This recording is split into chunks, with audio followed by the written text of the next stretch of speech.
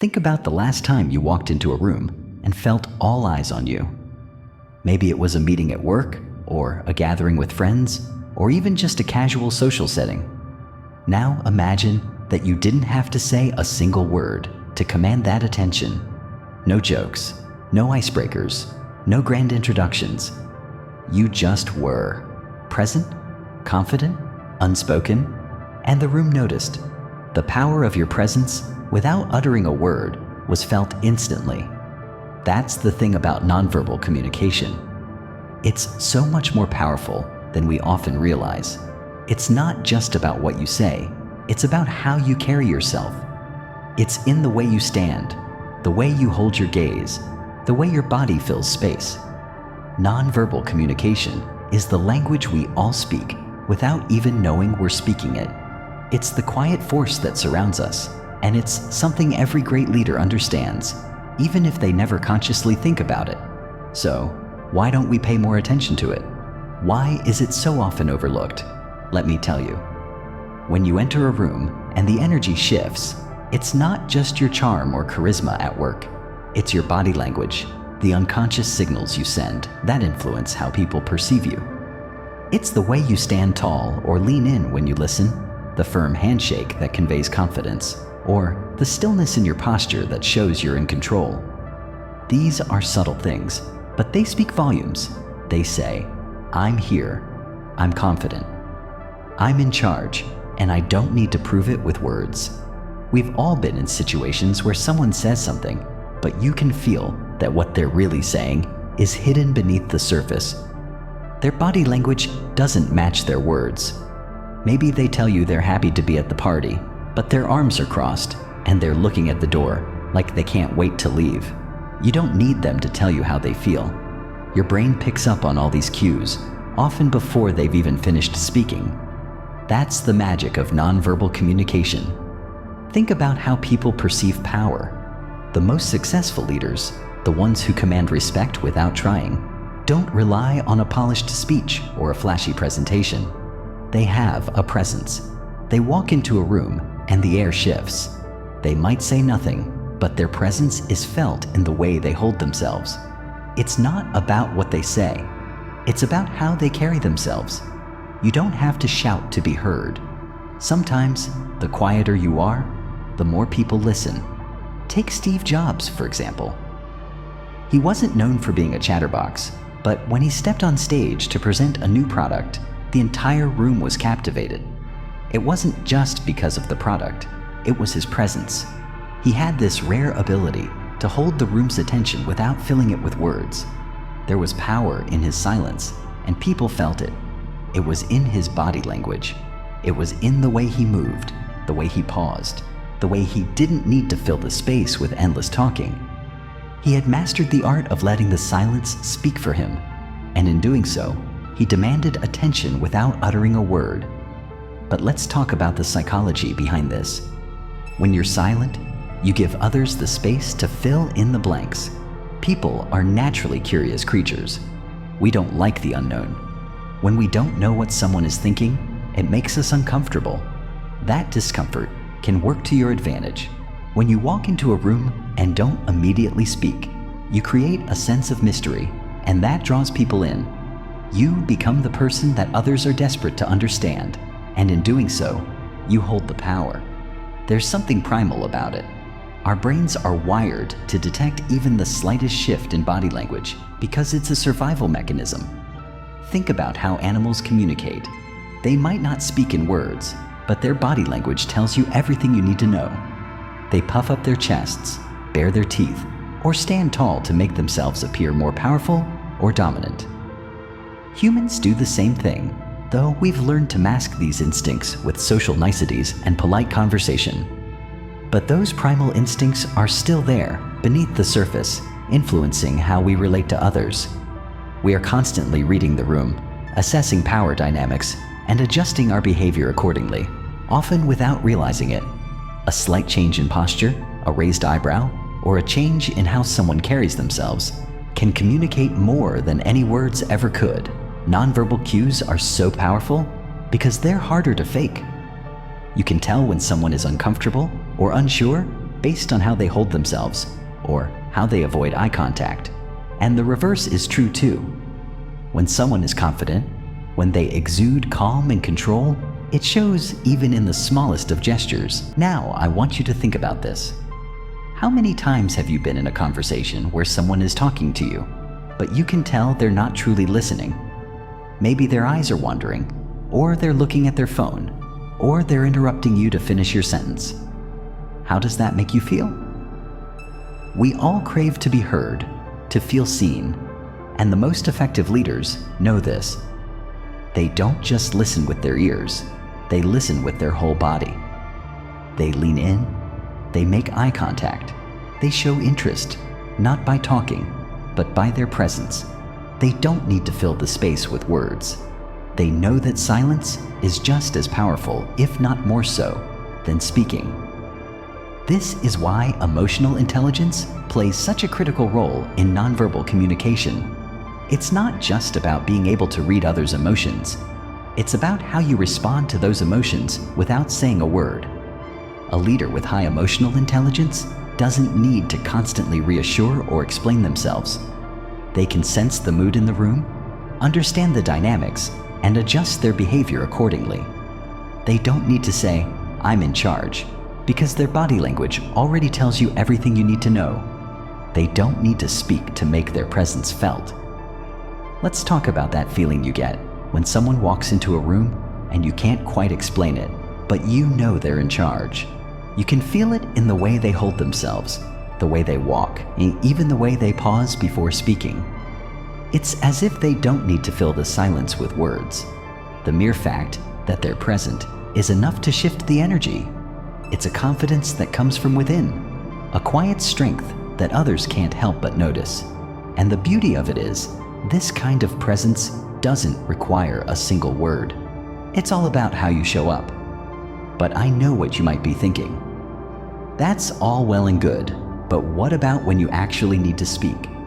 What about when you need to lead people, make decisions, or get things done? And that's a great question, because while nonverbal communication is incredibly powerful, it doesn't mean you should never speak or share your thoughts. The key is balance. You don't need to talk all the time to prove your worth. The trick is knowing when to speak and when to let the silence carry more weight than your words. Think about this. How many times have you had a conversation where someone says a lot, but you leave feeling like you didn't really learn anything? It's easy to fall into the trap of filling the air with words, thinking that the more we talk, the more we're heard. But the opposite is often true. The more we speak, the more we risk losing the power of our words. Silence, when used strategically, forces people to listen. It makes them pay attention. And that's exactly what the great leaders understand. Now, I want you to think about yourself for a moment. How do you show up in the room? How do people perceive you without you saying a word? You might not even realize the impact of your presence, but I promise you, it's there. You have the power to command attention, to influence, and to lead without a single word. The next time you walk into a room, take a moment to notice how your body feels. Are you standing tall? Are you grounded? Are you exuding confidence through your posture and silence? The way you show up can change everything. And that, my friend, is the power of nonverbal communication. It's in the spaces between the words, in the pauses, in the way you carry yourself. It's in the way you listen without speaking, in the way your presence fills the room before you even open your mouth. So next time you want to make an impact, remember, silence is often the loudest statement you can make, and that's a message that can change everything. You know, sometimes the most powerful leaders are the ones who don't need to say much at all. There's something almost magnetic about people who can step into a room, not say a word, and yet somehow command attention. They don't walk around shouting orders or pushing people to listen to them.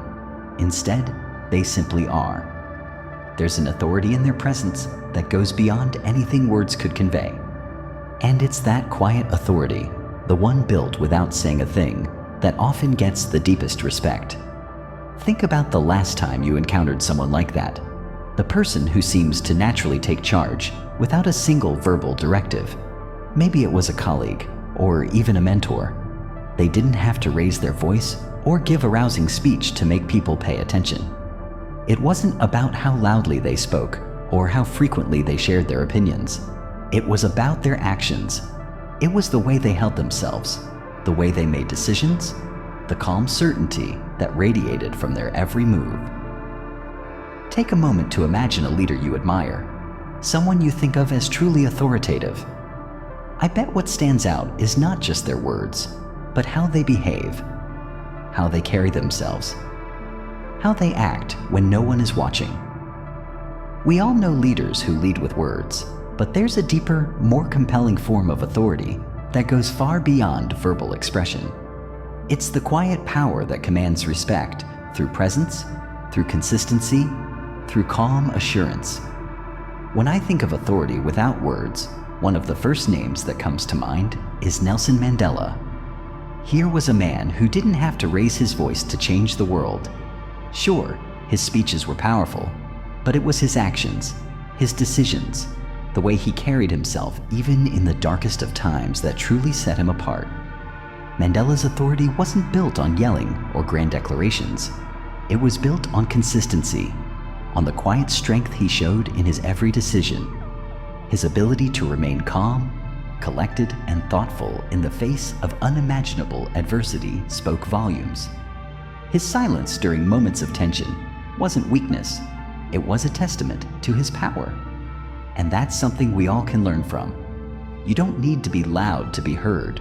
You don't need to be in everyone's face to have your presence felt. The truth is, authority is far more about what you don't do than what you do. We often think that to be a leader, we need to always be vocal, always be active, always be the first one to speak up. But sometimes, being the leader is about stepping back, observing, and letting your actions do the talking for you. Think about the CEO who doesn't need to send out emails every hour, the coach who doesn't need to shout from the sidelines. They lead by example, by consistency, by being steady in their convictions and decisions.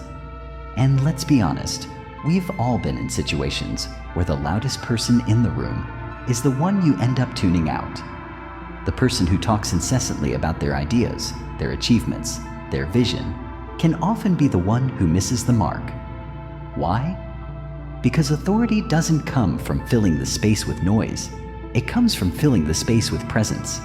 When you're constantly talking, when you're constantly trying to convince others of your worth, you're essentially telling them that you need their approval.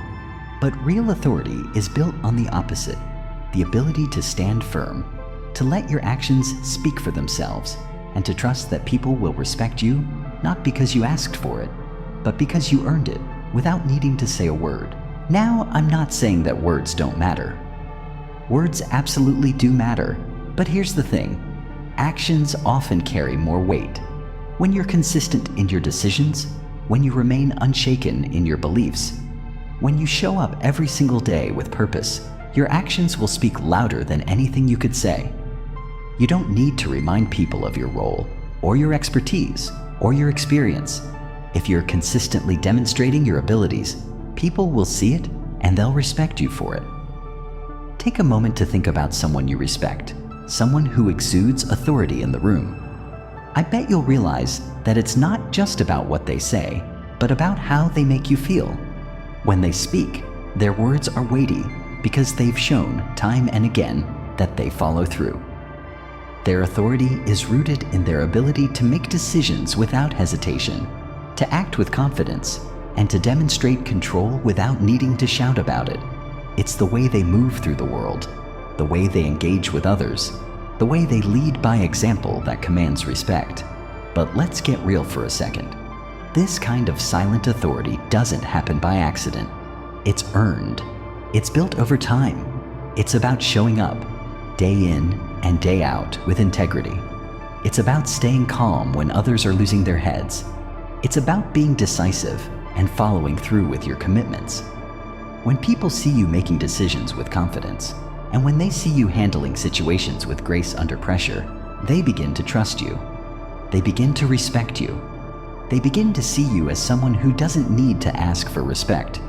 It's given to you, simply because you've proven that you deserve it. I remember the first time I really witnessed this in action. I was working with a leader who had this uncanny ability to command respect without ever having to raise their voice. There were moments when others around us were scrambling, trying to get their points across, trying to force their opinions into the conversation. But this leader, they didn't need to jump into the fray. They would wait until the room had settled, until all the noise had died down, and then, with just a few words, they would bring clarity to the situation. Their ability to wait, to hold their ground, to remain calm, made their words carry so much more weight than anyone else's. And that's what real authority looks like. It's the ability to stay steady in the face of chaos. It's the ability to listen more than you speak, to observe more than you react. It's about being present without needing to fill the silence with words. And the most powerful part? It's that others begin to see you as a natural leader because you're not trying to lead at all. You're simply being yourself. You're simply showing up consistently in the way that you know is right and letting everything else fall into place. So how do you start building this kind of authority? It begins with being intentional about the way you present yourself. It starts with consistency. It's showing up every day, not for the applause, not for the recognition, but because you know you have something valuable to contribute. It's about following through on your commitments, even when no one is watching. It's about trusting that your actions will speak louder than your words, and knowing that over time, that quiet authority will become something people rely on. They'll come to you for guidance, not because you've asked for it, but because you've proven that you have the wisdom, the strength, and the calm presence they need in times of uncertainty. You see, you don't have to shout to be heard. Sometimes, the strongest presence in the room is the one who is quiet, composed, and confident. And if you can master this kind of silent authority, you'll find that respect and influence follow you wherever you go. So take a deep breath, stand tall, and remember that sometimes the most powerful thing you can do is simply be still. There's something powerful about the way certain people seem to just get others. They walk into a room, and within moments, they understand the dynamics, the unspoken tensions, the subtle emotions in play. These are the people who don't need to ask questions to know what's going on beneath the surface. They simply feel it. It's like they have a sixth sense for emotional energy. And that's because they do. They've mastered something crucial, something that's at the heart of all great leadership: empathy and emotional intelligence. Now, empathy is something we hear a lot about, but it's not always easy to grasp. It's more than just feeling sorry for someone. It's about understanding another person's perspective, connecting with their emotions, and responding to them in a way that makes them feel truly heard and valued. When you can tap into that kind of empathy, when you can feel what others are feeling without them saying a word, you create a bond, and that bond is powerful. It can transform relationships, build trust, and make you a leader who people want to follow, not because you've asked them to, but because they genuinely feel understood by you. Think about it for a second. Have you ever been in a situation where someone just got you without you having to explain much? Maybe it was a manager, a colleague, or even a friend. You didn't have to say much, but somehow they just knew what you were going through. They saw your struggle. They understood your frustration, and without saying anything overly profound, they made you feel like you weren't alone. That's empathy in action. It's the ability to read between the lines, to understand the emotions that drive people's actions, and to respond in a way that resonates with them on a deeper level. Empathy is powerful because it creates connection. It makes people feel safe. When people feel understood, they feel less threatened. They open up. They're more likely to trust you, to follow your lead, and to be open to your guidance. This is where emotional intelligence, or EQ, plays a huge role. EQ is all about managing your own emotions and recognizing the emotions of others, and then using that understanding to guide your decisions, actions, and interactions. Emotional intelligence is what helps you read a room, even without saying a word. It's what allows you to pick up on the unspoken cues, The person who's quietly withdrawn? The colleague who's tense? The team member who's pretending everything's fine when clearly it's not? It's the ability to understand that sometimes people don't need you to give them advice or fix their problems. Sometimes they just need you to listen. And when you listen in a way that shows you truly understand, that's when you can connect in a way that words alone can't. I've seen this time and time again with leaders who lead through empathy. There's a CEO I know who, whenever one of her employees is struggling, doesn't bombard them with solutions or try to fix the problem right away. Instead, she listens. She asks them how they're feeling, what's going on in their world, and what they need. And then she sits with that person in the discomfort of the moment, not rushing to fill the silence with advice. And you know what happens when she does that? People open up. They feel heard. And once they feel heard, they're ready to move forward. They're more willing to follow her lead because she's shown them that she values them as individuals, not just as employees. That's emotional intelligence at its finest, being able to tap into what others are experiencing and responding in a way that creates a sense of trust and respect. It's about understanding that sometimes the most powerful thing you can do as a leader is not to speak, but to listen with intention. Listening isn't just about hearing words. It's about picking up on tone, body language, and those subtle emotional cues that tell you what's really going on. When you can do that, you can lead with a level of awareness and understanding that others can't help but admire. I remember a time when I was working on a project with a team, and there was one person who, despite all the work, seemed disengaged. At first, I thought it was just a lack of interest, but something didn't feel right. So instead of pushing for more productivity or demanding to know why they were disengaged, I asked a simple question. How are you feeling about the project? And when they spoke, it wasn't about the project at all. It was about personal struggles they were facing. They had been holding it all in, pushing through, but the emotional weight was affecting their work. That moment of asking, of really listening, changed everything. It shifted the energy in the room. And I knew right away that this was a moment for empathy, not to solve the problem immediately, but to acknowledge what they were going through, to show that their emotional state mattered and that it was okay to be human. Here's the thing about empathy. It's not just about being nice. It's not about being soft or always agreeing with everyone. True empathy requires strength. It requires a willingness to sit with discomfort, to put yourself in someone else's shoes, and to understand their emotions without judgment. It's about recognizing that every person has their own emotional landscape, and it's not always what it seems on the surface. It's about acknowledging that people are complex, that their actions are driven by more than just logic, and that sometimes all they need is someone who's willing to meet them where they are without trying to fix or change them. One of the most striking examples of emotional intelligence I've seen in leadership came from a mentor of mine. She had this incredible ability to sense the emotional state of the room without anyone saying a word. There was a particular time when our team was feeling overwhelmed with a tight deadline. Tension was high and everyone was scrambling. But instead of addressing the pressure directly, she took a different approach.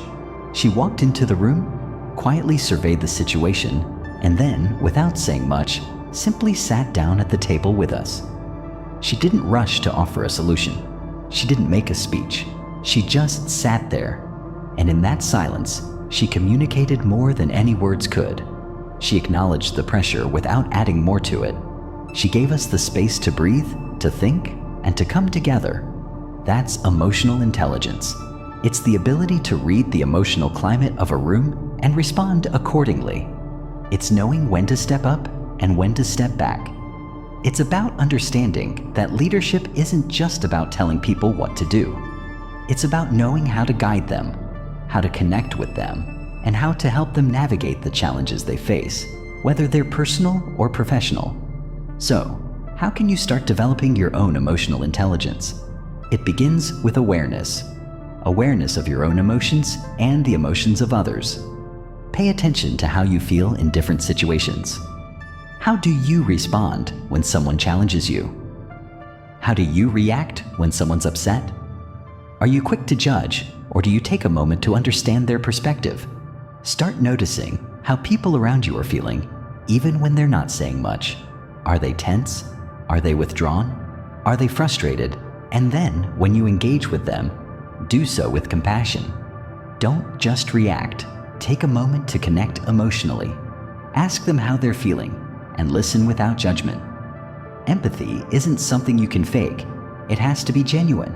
And when it is, it creates a depth of connection that makes others feel valued. And when people feel valued, they'll trust you, they'll respect you, and they'll follow you. That's the power of empathy and emotional intelligence in leadership. It builds trust, creates connection, and transforms relationships. And as a leader, that's what you want more than anything: genuine connection with those you lead. So ask yourself, how can you become more attuned to the emotions of those around you? How can you begin to lead with more empathy, to connect with others on a deeper level, and to use your emotional intelligence to inspire trust and respect?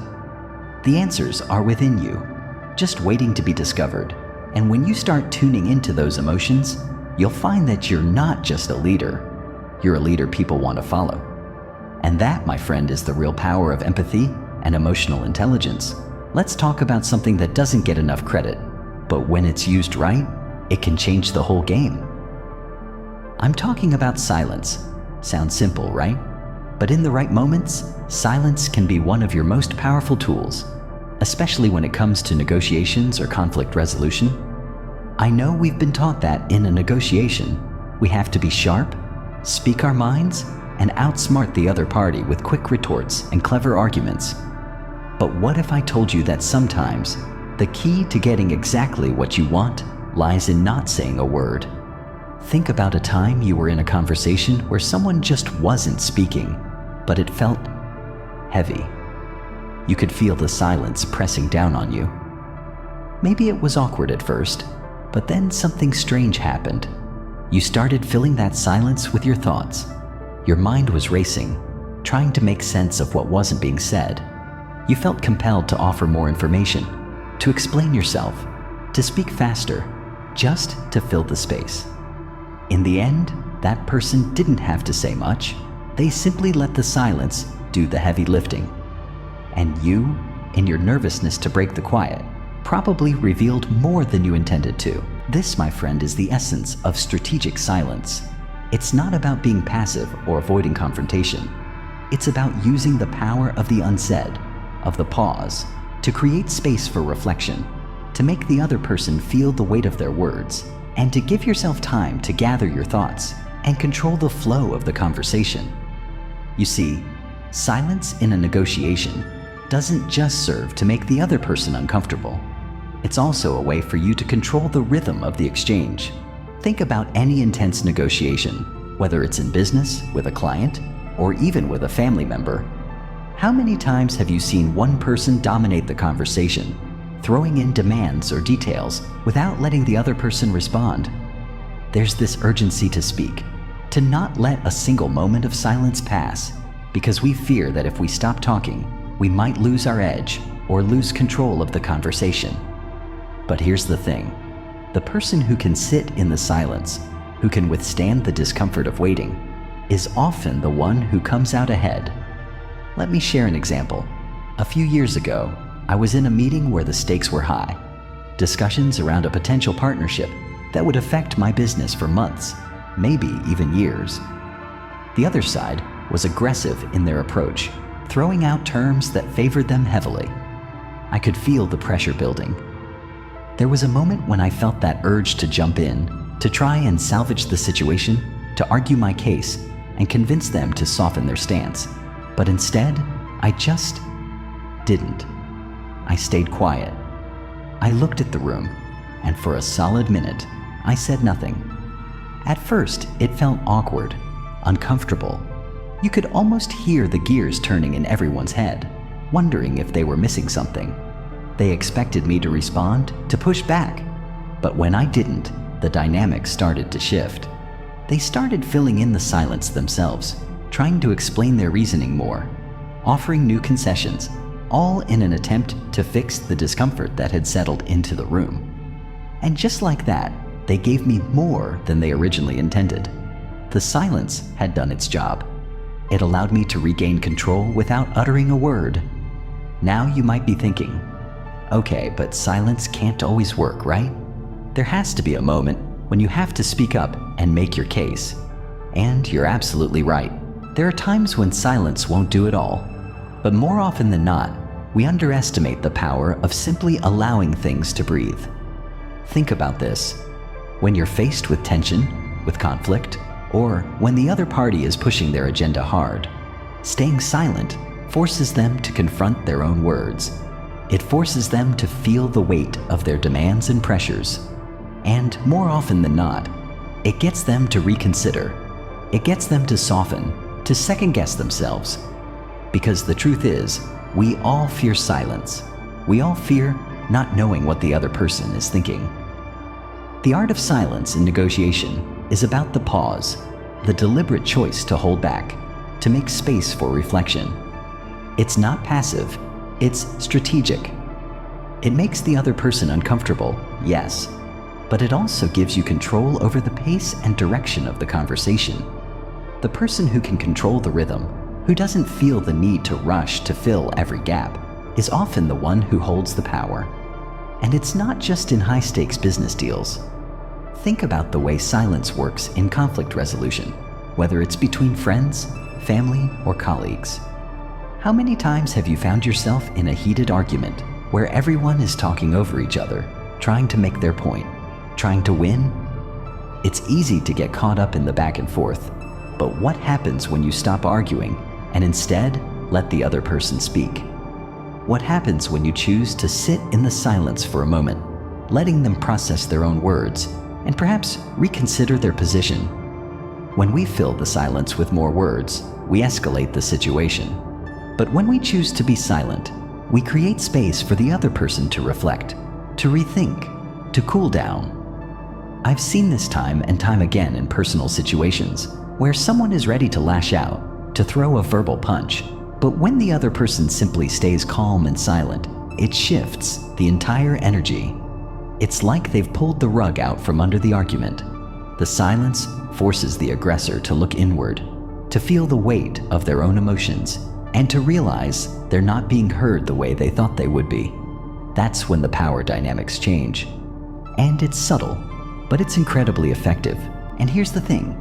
Strategic silence is about patience. It's about knowing that the other party isn't always ready to hear what you have to say. And sometimes, by giving them space, you allow them to come to their own conclusions. It's like planting a seed. You don't have to yell at it to make it grow. You water it, you wait, and eventually it sprouts. I'll never forget a situation where I was trying to resolve a conflict between two colleagues who were at odds. Both of them were passionate, both had strong points, and they were each eager to prove they were right. At one point, I intervened, not with words, but by stepping back. I gave them space. I let them hash things out, but I didn't say a word. I let the silence hang there, just long enough for them to realize that their words weren't going to resolve things. They both paused, they reflected, and then, unexpectedly, they started listening to each other. What followed was the kind of breakthrough that only comes when we stop talking long enough to hear the truth. Now, I want to make something clear. Silence isn't about being passive. It's not about avoiding conflict or avoiding a difficult conversation. It's about being strategic, about knowing when to engage and when to step back. It's about knowing that sometimes the most powerful thing you can do in a negotiation or conflict is not react.